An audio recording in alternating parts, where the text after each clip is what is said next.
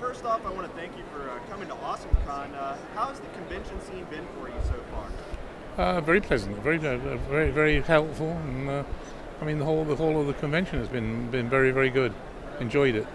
So I'm sure you've been doing conventions a lot with Star Wars just being such a prominent influence in pop culture.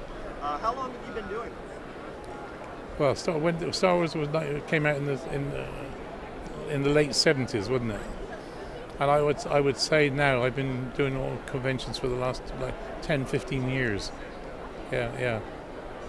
So Darth Vader, probably one of the most influential villains of all time. Well, he's now regarded as the greatest screen villain of all time. Yeah. But I remember I read somewhere that you and Peter Mayhew were actually kind of deciding who would play who, whether it be Chewbacca, that you would play Chewbacca, or he would play. Well, that happened right at the very beginning, when they were doing the casting, and I think Lucas said to me, you've got a choice of two characters in the movie, and so I said, well, what are they? He said, well, there's this character called Chewbacca, which is like a huge teddy bear. Or alternatively, there's the main villain of the piece. I said, there's no choice, is there? So thank you very much. I'll have the villain's piece. Yeah. So I know originally you thought your voice was going to be a part of Darth Vader, and I know you talked about it in the past. But how did that decision come about, where they ended up doing a different? Well, the thing is, now what happened was, I did the voice all the way through the movies, and I kept on saying to Lucas, what are we going to do about the voice? Because everything I'm saying is like coming, from inside the mask. And it's obviously no good for reproduction. He said, don't worry. So we're going to the sound studios and re-record all your dialogue in the sound studios properly. So I thought, well, that's lovely, thanks, Anyway, what happened was they got to the end of the movie, chased back to America immediately, because they were all done, the films were all shot in England. Then they chased back to America, and then when they were in America, they suddenly realised that I hadn't done the overdubbing, you see. And then, of course, it was too expensive to get me to fly out to Hollywood just to an hour's work, as it were. And so they started looking around and got James Earl Jones, who was a lovely character, great guy. And I like him. I've met him, and and I've been to see him at plays and so on and so forth. And I think he did a wonderful job. But I still think I could have done equally as well, given the right opportunity. So, do you ever feel that Star Wars, given what it's blown up and expanded to now, do you ever feel like it's just overwhelming at times, like with the fans and everyone just saying, you being this iconic character?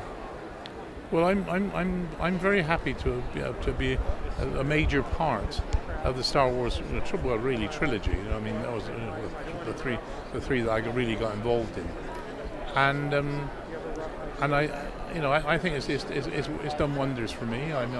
It's enabled me to travel all around the world doing these sci-fi conventions and things like this, and also, as I said, to play the part of Vader, who is now regarded as the ultimate screen villain, is a lovely accolade. Yeah. So, what do you think of the evolution of Star Wars after Return of the Jedi came the prequels and now The Force Awakens? Have you followed Star Wars since then?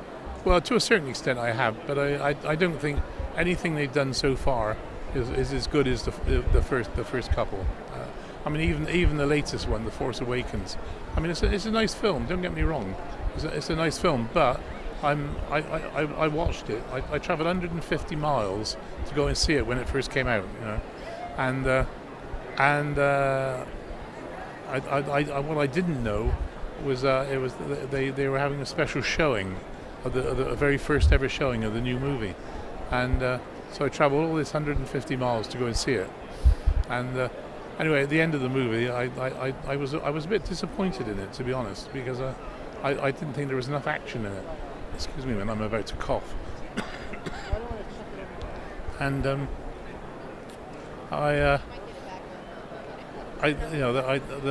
people that I went down to see it in South Wales with said, well, be a bit careful about what you say, because because there's going to be some people outside waiting to see you and meet you. You see, I went out into the foyer of the cinema, and it was jam packed with people, like, I started signing autographs at 10 o'clock at night, and I finished at 2 o'clock in the morning. Yeah.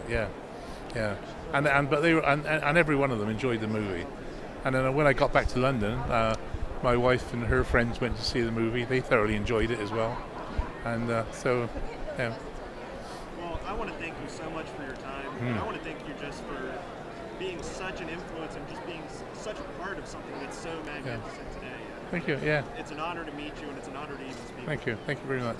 Lovely. Thank you.